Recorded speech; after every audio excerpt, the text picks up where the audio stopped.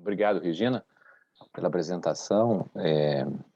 Cumprimentar, então, os colegas, já de uma jornada já um pouco longa.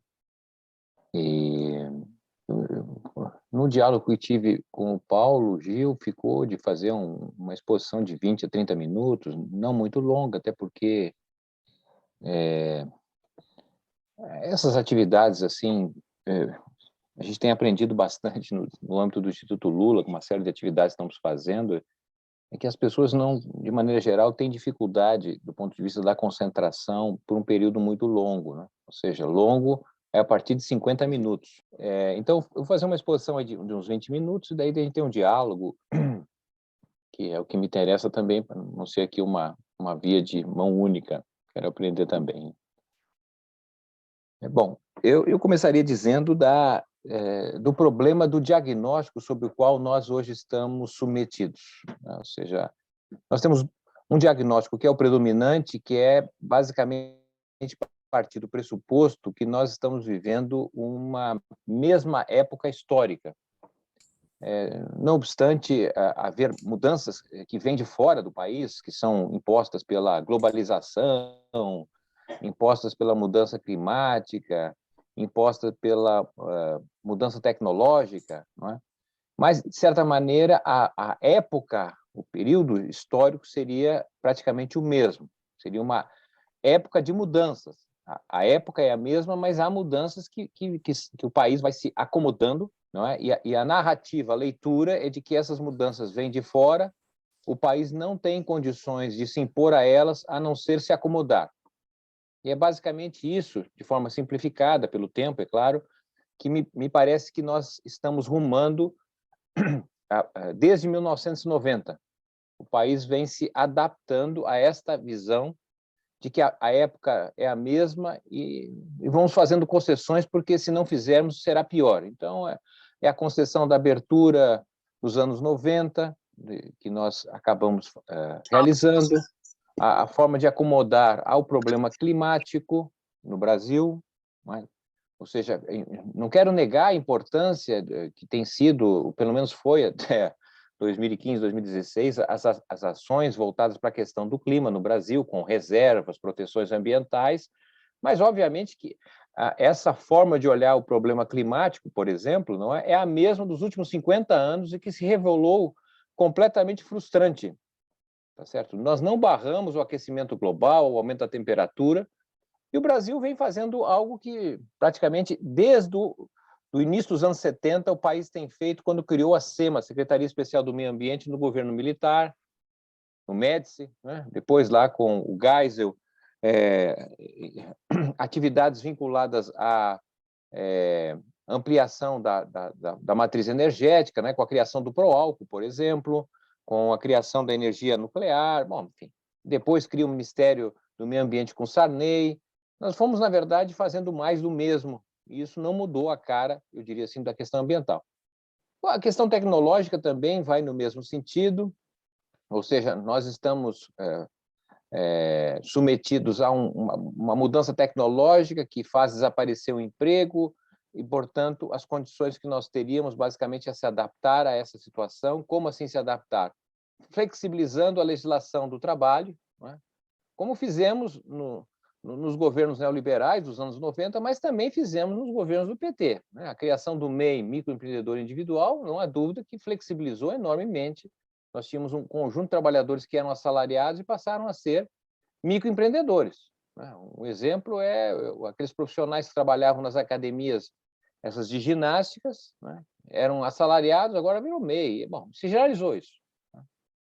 Bom, então, eu digo assim, esse é o diagnóstico que predomina atualmente, né? Um diagnóstico que nós tivemos agora um prejuízo com as opções que ocorreram no Brasil em 2016, a gente tira agora o Bolsonaro e vamos voltar, tá certo, ao que éramos muito bom no passado recente. Bom, tudo isso para dizer o seguinte, nós não estamos discutindo o futuro. Há um cancelamento da temática do futuro. Era comum, o pessoal que é jovem nem vai lembrar, mas Até os anos 80, início dos anos 90, nós tínhamos debates sobre os futuros, sobre projetos de país, sobre diagnósticos. Isso está completamente ausente. Nós estamos submetidos a uma visão de curtíssimo prazo. Bom, então esse é o diagnóstico recorrente, me parece extremamente frustrante do ponto de vista de pensar um país, voltando às raízes da teoria crítica que norteou muito dos brasileiros, grandes brasileiros, que olharam o país de uma outra forma. Bom, por isso, gastei um tempo para dizer o seguinte, eu tenho trabalhado com outro diagnóstico, tá certo? O diagnóstico é o seguinte, não é um período de mudanças, é uma mudança de época, é uma nova época que estamos vivendo, sobre a qual nós conhecemos muito pouco, há uma paralisia enorme daqueles que deveriam dar resposta a isso, ou seja, as universidades, as instituições de pesquisas não estão discutindo isso. Há uma profunda fragmentação do conhecimento e cada vez mais superficial, eu diria assim, do ponto de vista da totalidade, de tal forma, então, que desconhecer que há uma mudança de época nos faz não, na realidade, disputar o sentido da mudança desta época e assumir uma postura cada vez mais conservadora, por que não dizer reacionária, que é mais ou menos onde eu entendo que está o campo progressista atualmente no Brasil. O progressismo virou conservador, se não reacionário, porque parte do pressuposto que é possível voltar a um passado que, a meu modo de ver, não existe mais. Então, a gente quer conservar, quer voltar a alguma coisa.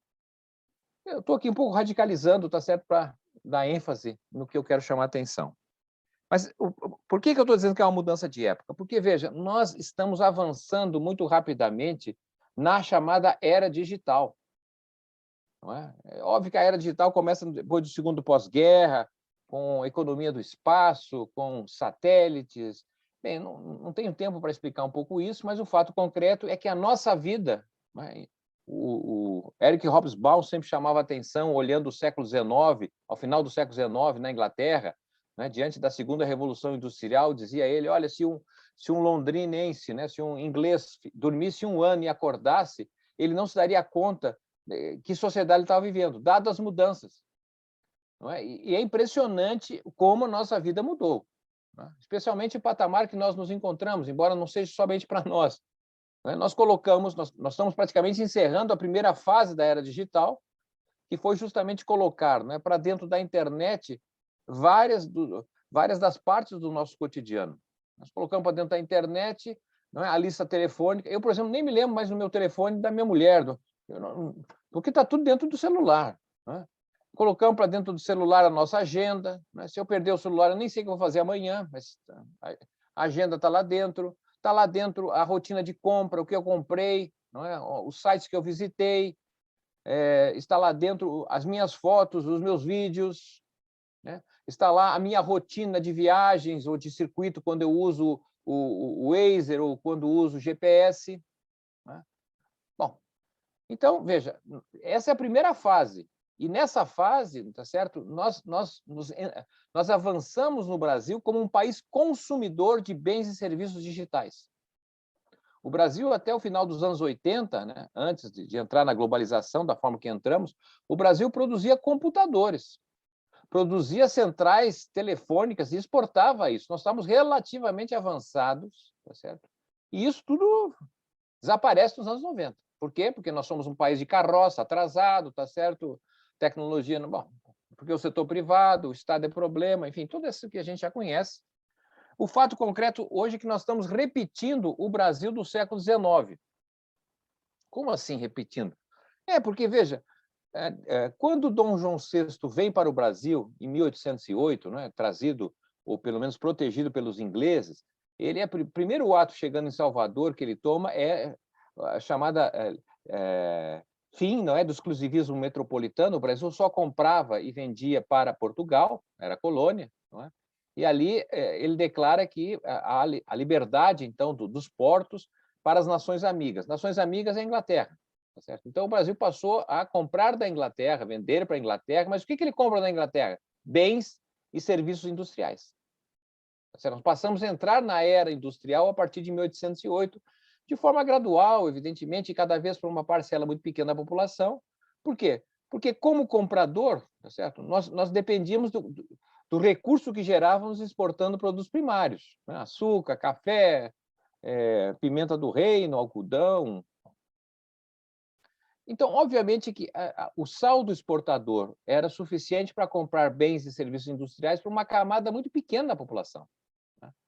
E nesse sentido, a elite brasileira, que passava a ter acesso em função das exportações de produtos primários, né, se igualava praticamente à elite dos países, dos impérios, né? Porque, por exemplo, Dom Pedro II, não é? O imperador, o último imperador nosso, o segundo imperador, ele foi o segundo a trazer, por exemplo, o telégrafo e o telefone para o Brasil, segundo país do mundo.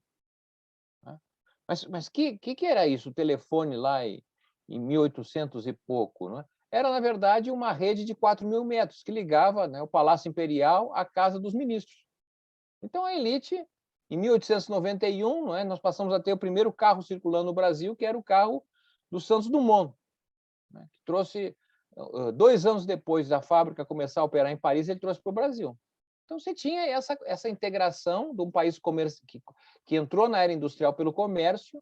E quando isso muda? Tá certo? Isso muda quando há a formação de uma outra maioria que entende que não é possível o país seguir nesta rotina de país consumidor. É preciso, na verdade, produzir internamente esses bens e serviços industriais. E como é que você faz isso? É criando um Estado industrial. Tá certo? E ao criar o Estado industrial nos anos 30, você cria simultaneamente todo o regramento do Estado, tá certo? Até o do DASP, o planejamento, o orçamento, tudo que não existia passou a existir, inclusive uma forma de organizar o trabalho, que é a CLT. Tá certo? A CLT foi feita para algo que não existia praticamente em 1943, que era o trabalho assalariado urbano. Segundo o IBGE, no censo de 1940, de cada 10 trabalhadores, apenas um, não é, era urbano com carteira assinada.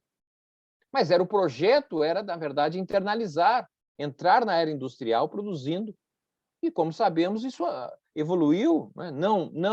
Não chegamos a concluir a sociedade urbana industrial, tá certo? Mas não há dúvida que avançou incorporando, né, num processo de proletarização da população do campo nas cidades, em torno dessa ideia de ter uma carteira, ter direitos, enfim. Bom, então, eu estou dizendo isso por quê? Porque a impressão que eu tenho é que nós entramos na era digital, tá certo? Nos desfazendo do que nós tínhamos avançado em termos de indústria e passamos cada vez mais a consumir bens e serviços digitais. O Brasil, atualmente, é a 13ª economia do mundo, é a 6ª maior população do mundo, mas é o 4º mercado consumidor de bens e serviços digitais. E como é que a gente, já que é consumidor, como é que a gente compra isso? Compra, na verdade, produzindo e exportando bens primários. É soja, não é? Laranja, frango, carne, minérios. Então, nós estamos repetindo a era digital, a era industrial. Tá? Bom, se nós entramos como consumidor, tá certo? Nesta nova era, né, a gente já sabe como vai ser o país. Isso aí não... Por que como vai ser o país? Porque, no fundo, há uma divisão internacional do trabalho que coloca, de um lado, os países que produzem bens e serviços digitais, né? E aos outros que consomem. Os que produzem bens e serviços digitais têm condições de oferecer emprego, dinâmica econômica, não é? Compatível com essa alteração de época, compatível com a dinâmica das novas fontes de expansão econômica, né? Que são fontes vinculadas, por exemplo, à economia do espaço sideral. Isso ninguém discute isso no Brasil, tá certo? Mas esse é o foco da China, um pouco mais recente da Rússia, dos Estados Unidos, que você tem a economia do espaço-terra, né, que é basicamente aquilo que compreende até 100 quilômetros de altitude, que é onde circula os satélites, aviões. Né? Ou seja, hoje, as principais empresas do mundo são empresas que operam no espaço-terra, que é, na verdade, usar o espaço em favor da Terra. Então, os satélites, é a economia vinculada aos satélites, né? As principais empresas do mundo, ou pelo menos empresas que hoje dominam o Ocidente, que é a Google, Facebook, a Amazon, são empresas que operam no espaço através de satélites. Se não tiver satélites, elas não operam. Tá certo? Toda essa datificação que existe dos nossos dados dentro da internet, nessa primeira fase da era digital. Né? E esta é uma área sobre a qual hoje assim, o Brasil não tem nenhuma soberania. Eu até fico analisando se nós somos soberanos, tá certo? Porque você não domina a tecnologia, não porque não teria condições, é porque não quer. Certo? Não quer. Nós não temos um GPS, nós podíamos ter um GPS aqui no Brasil. Não precisamos usar dos Estados Unidos. Ou, se quisermos, da União Europeia, ou russa, ou chinesa. Nós podíamos ter o nosso. Tá certo? Todas as nossas informações passam, na verdade, por plataformas que são dos Estados Unidos. Essa, inclusive, que nós estamos usando aqui, tá certo? Todas as informações não ficam no Brasil. Eu sou professor de uma universidade, na verdade, duas, se quisermos, cuja plataforma é dos Estados Unidos. Todo conhecimento universitário não fica no Brasil. O Tribunal de Justiça de São Paulo, que é o maior do Brasil, está passando todas as informações para a Microsoft para ela organizar o banco de dados. Olha que maravilha. As principais informações de decisão do país, ou pelo menos nesse estado, estarão na mão de uma empresa estrangeira. Então, essa é uma questão fundamental. Nós estamos completamente... Imagina, nós não podemos entrar num conflito com algum país cujo aliado seja os Estados Unidos, porque simplesmente eles nos desligam do satélite, certo? E nós perdemos total conexão. Nem as Forças Armadas vão saber onde é que estão aqueles tanques, tá certo? Só se for pela fumaça, vão descobrir. Mas navio, imaginemos como é que seria a Receita sem internet. Receita Federal. Como seria uma universidade? Como seria um hospital? Então, é uma pobreza, isso não está sendo discutido em lugar nenhum, praticamente. Tá certo? A pobreza do debate sobre o Brasil do presente e futuro é uma coisa trágica. Bom, então, se os países produtores de bens e serviços digitais conseguem, na verdade, ter empregos melhores, dinâmica econômica, os países que só compram, não é? Na verdade, o que podem, eles dependem cada vez mais, não é, do neoextrativismo, porque para poder ter acesso aos bens e serviços digitais precisam exportar, e o que eles exportam, tá certo? É basicamente bens vinculados à natureza, que entra em conflito com toda a expectativa de que, por exemplo, um país como o Brasil, não é, que tem biomas fantásticos, que poderia ser o passaporte para o seu futuro, ele está queimando isso. Bom, então, o que sobra do ponto de vista de empregos é essa precarização generalizada dos trabalhos de plataforma. É isso que é possível nos países países consumidores de bens e serviços digitais. Tá certo? No máximo, é o cara ser entregador, tá certo? De alguma coisa, transportar alguma coisa usando os aplicativos. É o que sobra para os países consumidores, tá certo? Nessa divisão nova internacional do trabalho. Bom, para encaminhar para o final, além desse diagnóstico, o que sugere? Bom, eu começaria dizendo o seguinte, olha, nós precisamos, evidentemente, construir uma nova maioria, porque se não tiver maioria política, não tem como alterar, né? Vamos ficar só no diagnóstico. Né? Então, essa questão da maioria política, questão eleitoral, etc. Né? Bom, mas e daí? Você tem maioria política, mas o que você faz com essa maioria? Em primeiro lugar, é o seguinte, se nós, penso eu, tá? Se quisermos, de fato, entrar nessa nova era, se quisermos partir do diagnóstico, de fato, é uma mudança de época, certo? É fundamental nós começarmos a ter um Estado digital. O Estado que nós temos atualmente é um Estado profundamente anacrônico, um Estado disfuncional. Eu diria assim que tem razões, inclusive, os neoliberais para fazerem crítica ao Estado que nós temos. É um Estado pesado, tá certo? Em atividades meio, né? Por exemplo, dimensões desse Estado pesado é o Poder Judiciário, por exemplo. Tá certo? Outra dimensão é o Poder Legislativo. A gente acompanhou durante a pandemia, quando ficou mais expresso o que é essa tal da era digital, pelo menos na sua primeira fase, eu falo da segunda na sequência. Por exemplo, quanto custa tirar os nossos parlamentares, né, senadores, deputados dos seus estados, suas cidades, levar para Brasília? Colocar essa gente toda no avião, o gasto de custeio, assessoria. Bom, a China, né, tem um parlamento com 10 mil deputados que se reúne 3 vezes por ano. Sim, mas aí eles não trabalham. Não, cada um trabalha pela internet. Não, nosso parlamento votou discutiu bem ou mal leis pelas plataformas digitais. Ou seja, nós podemos mudar profundamente o gasto no Brasil. Deveríamos ter um orçamento digital. As fontes hoje de arrecadação são fontes que têm a ver com a era industrial, com a era agrária, quase nada com a era digital. Mas quem está pensando isso? A gente está acomodado, achando que vai ganhar o governo e vão voltar ao passado, tá certo? O que era muito bom, claro, comparativamente ao que nós temos hoje, mas está muito longe, eu diria assim, de reorganizar em novas bases, de uma mudança de época. Então, o Estado digital, podemos falar sobre isso, mas eu só quero ressaltar isso, assim como não é possível imaginar que a gente vai voltar à CLT de 2015, 2016, antes é um equívoco, me parece, não é? Porque a crítica que foi feita era que mudar a regulação não gera emprego, flexibilizar não gera emprego, muito menos vai gerar emprego se você agora voltar à regulação passada. O emprego não é determinado pela regulação. O emprego pode melhorar as relações de trabalho, mas a geração, a quantidade do emprego tem a ver com outros determinantes. Tá certo? Então, tem que, na verdade, precisa, mas então nós precisamos de uma CLT para a era digital, com certeza. Tá certo? Bom, então, me parece que são essas questões importantes do ponto de vista do que fazer com a maioria, né? Precisamos ter, me parece, um projeto de Estado digital, que tenha conexão com este diagnóstico que há uma mudança de época.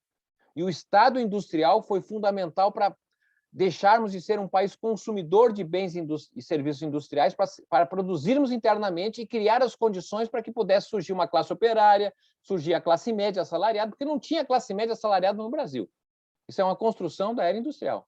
E o que nós estamos vendo hoje é a destruição, né? Não é de hoje, já tem uns 30 anos, destruição da classe média assalariada, destruição do operariado, né? E a profusão desses empregos precários, grande parte cada vez mais vinculados ao crime organizado, não é?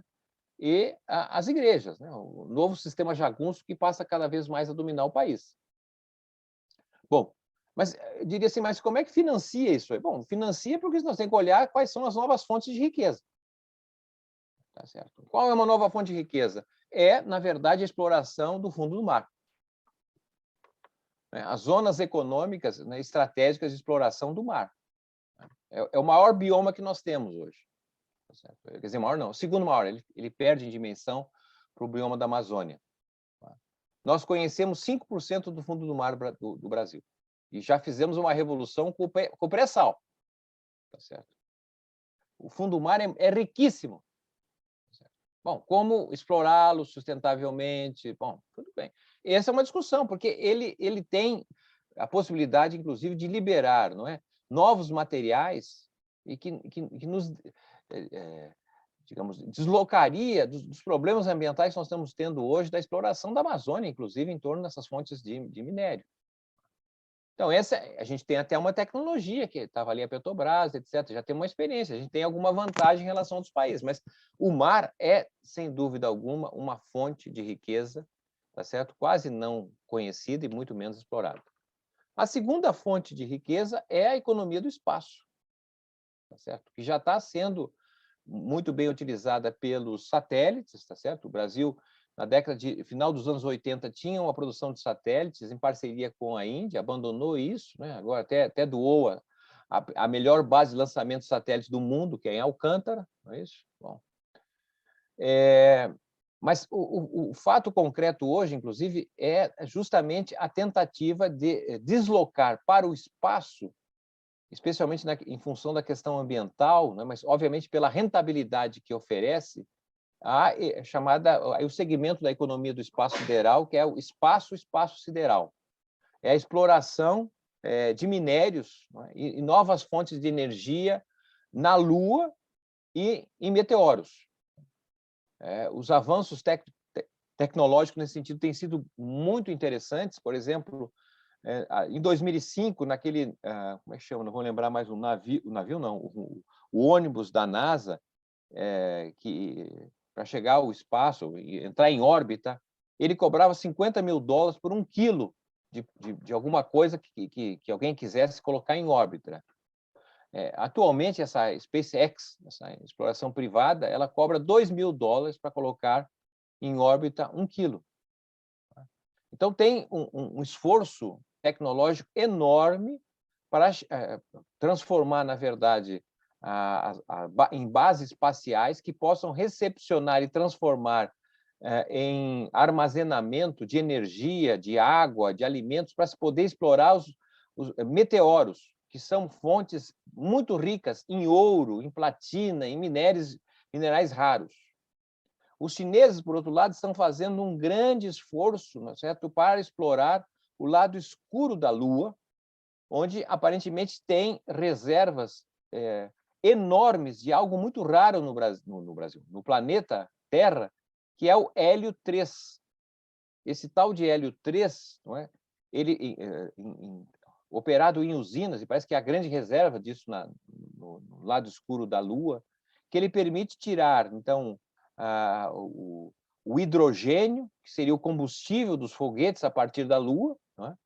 Ele retira a água e o oxigênio.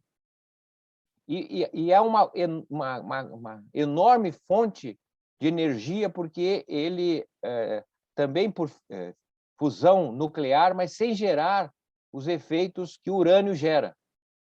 Então, tem apostas muito grandes em relação às novas fontes de expansão econômica do mundo. E, obviamente, tributação, né? Obviamente, financiamento do Estado, enfim, financiamento de, possivelmente, dependendo da maioria, de bem-estar social. Então, vou ficar por aqui. Ou seja, são temas que parecem ficção científica, tá certo? Porque aqui no Brasil, não vou ser tão, posso ser ignorante, tem gente tratando sobre isso, mas se existe, são muito poucos, praticamente desconhecidos, né? Não estão tratando isso no âmbito do nosso campo, ou seja, do movimento popular, dos sindicatos, dos partidos políticos, tá certo? Que, na verdade, reproduzem o mesmo diagnóstico de que nós estamos vivendo a mesma época, vamos tentando nos adaptar. Bom, é um pouco essa a minha preocupação que eu gostaria de compartilhar com vocês. Ou seja, estamos diante de um momento crucial, né, que está, na verdade, se determinando as novas fases de expansão econômica, possivelmente em bases mais sustentáveis do que estamos vendo até agora, porque os limites em relação ao planeta não são pequenos, não é? A gente está diante de um novo regime climático, né? Ou seja, não tem mais possibilidade de desenvolvimento sustentável. Essa ideologia do desenvolvimento sustentável fracassou, porque tentava, de certa maneira, responder ao diagnóstico feito no início dos anos 70, de que havia limites ao crescimento, então era possível pensar num desenvolvimento sustentável, com novas tecnologias, ou seja, o capitalismo poderia responder a isso. E nós sabemos que hoje é um grande fracasso. Nós estamos diante de um novo regime climático, né? Não é possível entender essa pandemia como sendo algo pontual, como foi a gripe espanhola em 1918, que apareceu e desapareceu, não é? E o mundo continuou como estava. Não, não é bem isso. Esse novo regime climático impõe uma sucessão de pandemias e endemias, dado, na verdade, a devastação ambiental, que vai liberando novos vírus, que já existe no seu habitat natural, mas que, quando perde as condições básicas da sua convivência na natureza, eles contaminam animais e o próprio ser humano.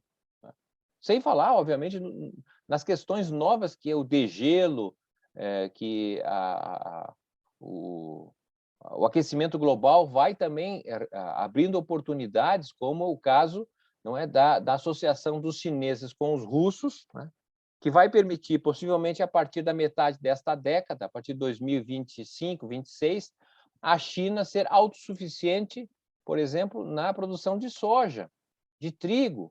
Então, aquilo que estava nós imaginando que era o caminho minimamente para o Brasil, então, pelo menos produzir, exportar produtos primários, ser uma grande fazenda, nem isso nós vamos ter. Então, esse é o quadro. É um quadro que exige, a meu modo de ver, mais inteligência e mais estudo, tá certo? Planejamento, que são são apenas medidas instrumentais, evidentemente, né? Porque se não tiver maioria, como é que você constrói uma maioria que viabilize isso? Aí precisamos pensar, não é? Como é que foi possível isso em 30, ou, se quisermos voltar um pouco mais atrás, como foi possível na década de 1880 se criar uma maioria para acabar com algo que estava com mais de 300 anos, que era o trabalho escravo. Na verdade, se a gente olhar o Brasil, nós estamos vivendo uma regressão de mais de 4 décadas, tá certo? Não é o que acontece agora, tá certo? Não é fruto do que aconteceu de 2016 apenas para cá. Isso tem uma trajetória anterior, não é? O que aconteceu em 2016, bom, nós vivemos numa sociedade burguesa, tá certo? Isso aqui é uma sociedade organizada pelos proprietários, não é? A ideia da democracia é... O que é a democracia na sociedade burguesa? É até um determinado ponto em que os donos dos meios de produção, os ricos, aceitam fazer algumas concessões. Tá certo? Em 2016, o que aconteceu? Eles não aceitaram mais as regras, tá certo? Em 2014, eles rompeu o pacto da Constituição de 88. Ou seja, o que era ali básico? Não, havendo eleição, não é? Os candidatos vão falar mal um do outro, vão criticar, mas tendo o resultado, tá certo? Aceita-se o resultado e ponto final. Em 2014 não se aceitou o resultado. Então quebrou esta regra. Será que esta regra vai ser aceita em 2022? Será que eles vão sair tranquilamente? Como os militares saíram em 80... Porque veja o seguinte, vamos ver um pouco a nossa transição democrática, tá certo? É uma transição democrática em que os derrotados venceram. E para vencer tiveram um custo, porque, na verdade, o que aconteceu que lá em 84, não é, teve uma campanha bonita pelas diretas, mas foi derrotada, ela não passou no Congresso. E colocou a sucessão do Figueiredo para ser como vinha sendo ao longo do regime militar pelo colégio eleitoral. E no colégio eleitoral, não é, o governo militar tinha maioria. E eles lançaram um candidato, o Paulo Maluf, que, de certa maneira, rachou, não é, o PDS e criou o PFL. E só o Tancredo ganhou, não é, junto com quem? Com o Sarney, que era presidente da antiga Arena. Ou seja, nós fizemos uma transição, como já se diz, pelo alto, tá certo? Mas essa transição já estabeleceu que não haveria nenhuma reforma no Brasil. Lá em 1982 saiu o programa Esperança e Mudança, que era a proposta progressista dentro do PMDB, cujo objetivo era fazer reformas que, de certa maneira, se articulassem às reformas de base dos anos 60. Está lá a reforma tributária, a reforma agrária, a reforma bancária, a reforma educacional, a reforma do Estado, a reforma política. Estão lá as reformas. Me diga qual reforma foi feita. Tá certo? Nenhuma reforma. Por que não fizeram? Por que os governos não queriam fazer? Porque você não tem maioria. Ou seja, o sistema político partidário que nós temos foi uma invenção do Golbery e do Costa e Silva. Eu diria assim, o Brasil, vou chutar, tá certo? O Brasil não suporta mais do que 4 partidos. Eu não sei se tem ideologia para 4 partidos, para dizer a verdade. E nós temos 35, e não sei quantos mais para sair. Isso aí, esse sistema político aí não tem democracia, vamos dizer bem claro, tá certo? Nós votamos, a gente acha que votar é bom, mas quem a gente vota não é eleito. É um Congresso que não nos representa, vamos falar seriamente. Não é possível um país que tem quase 90% da população morando na cidade eleja deputados vinculados, tá certo, ao agrarismo. 252 deputados vinculados ao agronegócio. Tudo bem, o agronegócio tem que ter sua representação, mas não é possível, porque esse sistema eleitoral está viciado, gente. Não estou dizendo que ele é corrupto, não, mas é a forma com que a gente faz a eleição. Nós não votamos em programa, a gente vota na pessoa. Isso aí tá certo? Então, essa é a questão. Nenhuma reforma foi feita. E o que sobrou para os governos fazerem, em maior ou menor medida? Foi, na verdade, conciliar com os ricos, garantindo a eles Porque é o seguinte, o país não cresce. Nós estamos, nos últimos 40 anos, tá certo? O crescimento per capita foi de 0,5% ao ano. Isso não é crescimento. Mas, mesmo assim, aumentou o número dos ricos. Por que foi possível? Porque os caras estão tendo uma valorização da sua riqueza velha, não é riqueza nova. Eu tenho um colega que, enfim, trabalhava num banco, e aí foi convidado para trabalhar na XP, e aí foi conversar com ele, o chefão perguntou, mas vem cá, quais são teus planos? Ele falou, eu tenho os planos, uns projetos novos, fazer isso. Ele disse, não, para aí, para com isso, aqui a gente não faz nada novo. Aqui é só comprar e vender empresa. Não tem projeto novo no país. Então, o que eu estou querendo chamar a atenção é assim, eu penso que nós estamos diante de uma janela histórica muito importante. A vitória do presidente Lula coloca ele diante de uma situação muito melhor do que nós estávamos em 2002, 2003. Porque em 2002, 2003, nós tínhamos uma espécie de unipolaridade. Era os Estados Unidos. E com muito jeito, com muito cuidado, um excelente articulista das relações internacionais, a gente conseguiu se deslocar para os BRICS, tá certo? Começamos a fazer coisas diferentes, fugindo um pouco, e criamos o Unasul, fomos dando alguns graus de liberdade. Mas agora é inegável, nós estamos diante de uma Segunda Guerra Fria, certo? E, ao mesmo tempo, um deslocamento do centro dinâmico do mundo do Ocidente para o Oriente. Certo? O Ocidente é decadente do mundo. Foi o Wilson que falou, não, o planejamento só na China. Não é só na China, é na Índia, até mesmo no Paquistão, no Vietnã. O Oriente está fazendo planejamento, é privado e estatal. Quem não faz é o Ocidente. E, obviamente, que decisões que são feitas, que a maioria serve para fazer decisões. A eleição do Collor foi uma maioria construída que validou, na verdade, o fim de um projeto que vinha dos anos 30. Certo? A abertura, criada ali nos anos 90, destruiu a burguesia industrial do país. Converteu empresários, mas não tinha. Nós tínhamos o Antônio Hermídio de Moraes, por exemplo, entre outros. Alguém, eu não gostava do Antônio Hermídio, mas o cara tinha visão de Brasil, tá certo? Mas quem são os empresários brasileiros? Quem é que são? É o velho da van? É isso? Não é? Quem são as... Qual é o princípio? O homem mais rico do Brasil, não é? É um cara que trabalha com cerveja. Olha, a tecnologia da cerveja tem pelo menos uns 6.000 anos. Isso aí é a modernidade do Brasil. Então, a maioria é para fazer um ponto de inflexão. É essa que me parece a questão fundamental. E volto a dizer, me parece que há uma janela de oportunidade, porque o Brasil pode, sabendo jogar, tá certo? Ele pode, o Biden, né? Nós podemos fazer aqui um acordo, nós queremos isso, aquilo, aquele outro, tá certo? É dizer, não quero. Então, tudo bem, obrigado. O Putin, como é que é? Não é? O Xi Jinping, nós temos hoje alternativa. E foi isso que o Getúlio fez. Tá certo? Ele criou uma maioria em 30 e ele ficou até 37 sem saber o que fazer, porque ele ia procurar os americanos, não tinha nada, e os alemães, porque os dois principais países eram a Alemanha e os Estados Unidos. Né? A Inglaterra já estava em decadência. Dizem que o Getúlio não fez revolução alguma, né? Mas, em 1930, o que o cara fez? Estatizou o comércio externo. Imaginemos assim, né? Em janeiro de 2023, o Lula estatiza o comércio externo, ou seja, todo o agronegócio vai receber uma parte apenas do que exportou. Porque uma outra parte vai ser serviço para a infraestrutura, não sei o que mais. Tá certo? Ele fez isso, o Getúlio. Não bastasse isso, saiu da zona da libra esterlina.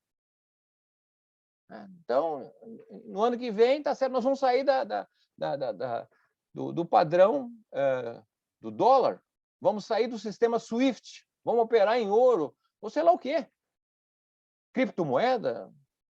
Bom, isso é fácil de dizer. Agora, vai fazer. Qual é a maioria que você tem para fazer isso? Não tem maioria. Né? E não bastasse isso ainda, o Getúlio fez uma auditoria da dívida. Certo? Só isso. Então, a maioria é fundamental para dar vazão a isso. Você precisa politizar, e não vai ser simples, vai ser Mas nós temos, eu diria assim, temos possibilidade histórica muito importante. Essa questão internacional nos abre uma janela muito grande, porque para onde for o Brasil, uma parte da América Latina vai junto. Certo? Eles sabem disso. Nós somos um jogador internacional e nesse sentido, o Lula, enfim, tem uma capacidade de vislumbrar oportunidades que nos ajudariam, eu diria assim, do ponto de vista interno. Né? Agora, sem Estado, não tem jeito, meu cara. Aí tem que ter Estado, isso aí é inexorável. As forças de mercado, o capitalismo se move assim, não pensa de forma coletiva. Então, é um Estado capitalista, tá certo? E também, viu, Robert, o capitalismo tem que entender como é que funciona o capitalismo. O capitalismo não funciona de acordo para atender as necessidades humanas dos pobres. Ele não funciona assim, não. Ele só funciona se tiver lucro. Se não tiver lucro, não vai funcionar. Tá certo? Ele pode ter lucro na educação, na saúde, ele pode, na verdade, ser condicionado para isso. Mas se você quiser fazer só a atividade da educação e saúde sem contar, você não vai fazer. Então, qual foi? Nós somos um país periférico, tem que entender isso, tá certo? Nós não temos moeda de curso internacional, nós não temos forças armadas, tá certo? Nós não temos capacidade de produção e difusão tecnológica. Até teria, mas não tem projeto nesse sentido, essa ideia. Os chineses querem ser em 2035 não sei o quê. Os americanos, em 1999, apresentaram um projeto da dominação, a continuidade da dominação no século XXI. São países que pensam longo, tem elite, tá certo? Tem uma visão de mundo. Nós não temos isso. Então, nós somos um país periférico. Não temos porque não queremos, porque podemos ter, não há nada que nos impeça. Né? Mas isso pressupõe ter uma visão, ter uma educação que olhe assim o país, tá certo? Bom, então, o que eu quero chamar a atenção é assim, quando é que nós conseguimos, para um país periférico, a única condição que ele tem, e nós, nos anos 70, fomos, junto com a Coreia do Sul, os dois países que mais avançaram a industrialização no século XX, países de formação colonial. A Coreia e o Brasil. Nenhum dos dois países tinha uma base industrial como nós chegamos a ter. Como é que os coreanos mantiveram e nós não? Certo? Isso tem que ver. Como é que nós nos submetemos ao FMI em 81, 82, 83? Certo?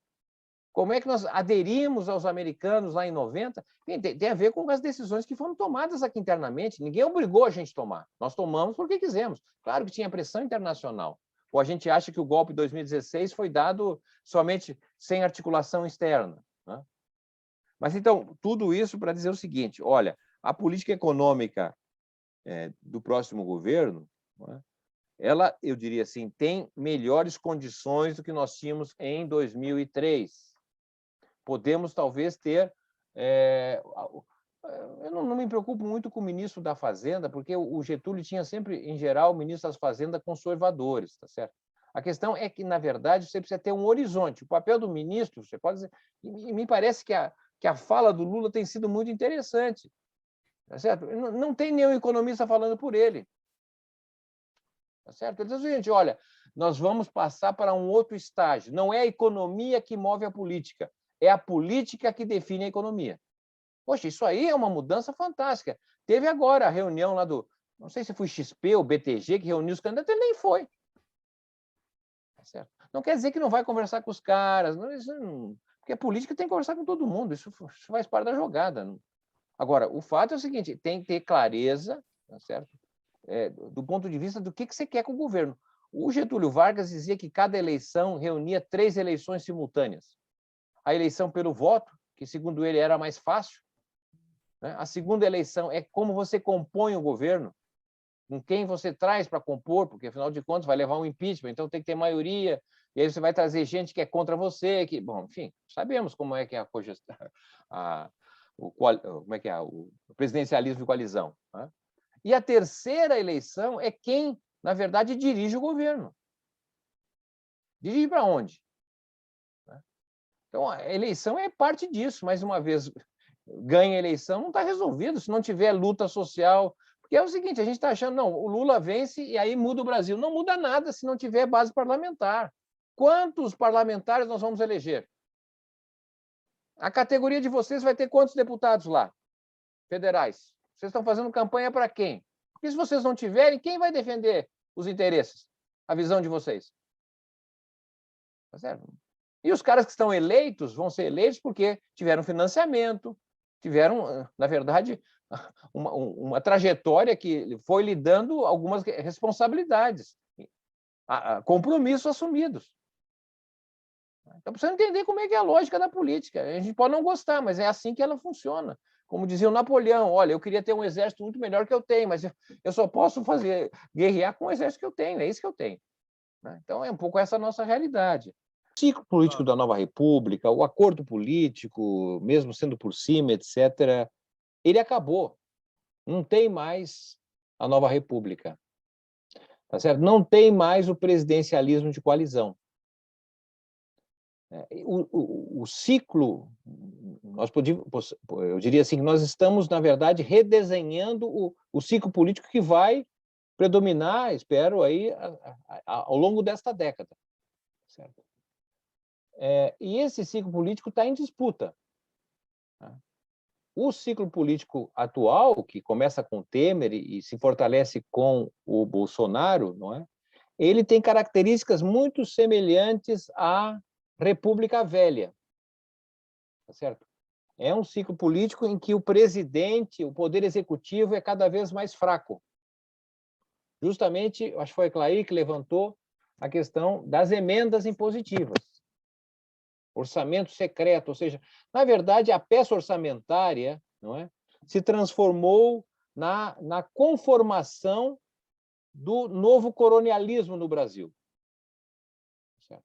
Porque uma parte dos parlamentares viraram coronéis de estados, tá certo? Superando os governadores, porque eles são donos do recurso. Nós não temos mais parlamentares que representam a sociedade. Na verdade, os nossos parlamentares são gestores públicos. Cada parlamentar, sem o orçamento secreto, tá certo? Ele tem 16 milhões de reais para gastar por ano. Ele vai fazer os seus, né, distritos, suas articulações com a ONG, com o prefeito, não sei o que mais. Então, na verdade, o que a gente está percebendo, não apenas esses novos coronéis, que a gente nem sabe direito quem são, mas os caras têm um poder enorme no parlamento, no Senado. E isso vem acompanhado do segundo aspecto, que é o mandonismo, que é a ocupação dos cargos públicos, não pela eficiência profissional, tá certo? Não pelo compromisso republicano, mas por quem mandou. Eu vou exercer tal funções em função, tá certo, de quem me mandou lá. Não é as regras da... Bom, enfim, então, mandonismo é outro. E, por fim, o clientelismo, né, que são as clientelas que vão sendo formadas, né, e o Bolsonaro tem sido bastante didático nesse sentido. Né? Eu não sei se vocês acompanham a propaganda que eles vêm fazendo. Né? A eleição já começou há mais tempo, é fundo de empresários, gerido fora do Brasil e com propagandas diretas para as suas clientelas. Né? O clientelas que é o agronegócio, são os militares, são a igreja. Não é? Eles fizeram dois grandes bancos de dados que certamente terão um grande efeito nas eleições. O primeiro banco de dados foi feito pela Caixa Econômica, lá em 2020, que pegou os miseráveis, pegaram os endereços, telefone, né, em nome do tal do benefício, mas aquilo ali é a formação de clientelas, não passou por regramento que havia antes, por exemplo, no cadastro Bolsa Família, que era compartilhado o governo federal com as prefeituras, tá certo? Para evitar que uso eleitoral. Não, a Caixa fez isso. Um banco público fez.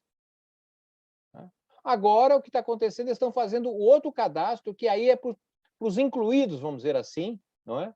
Que é o que o Banco Central fez. Se você tem algum dinheiro para saber, se inscreva aqui, formulário, dá seu endereço, seu telefone. Eles formaram um grande cadastro. E eles estão operando, eles fazem propaganda específica para as pessoas, porque o que tem hoje é, na verdade, bolhas, né? Segmentos, clientelas. Eles operam com uma forma muito precisa, muito bem feita. Como a eleição não começou, como não tem crítica ao Lula, de maneira geral, as críticas são mais ao Bolsonaro, a gente acha que nós estamos bem. Mas quando começar, nós vamos ver, sai de baixo o que vai vir para o nosso lado. Tá certo? E eles não estão brincando em serviço. Nós teremos 5 grandes eleições esse ano.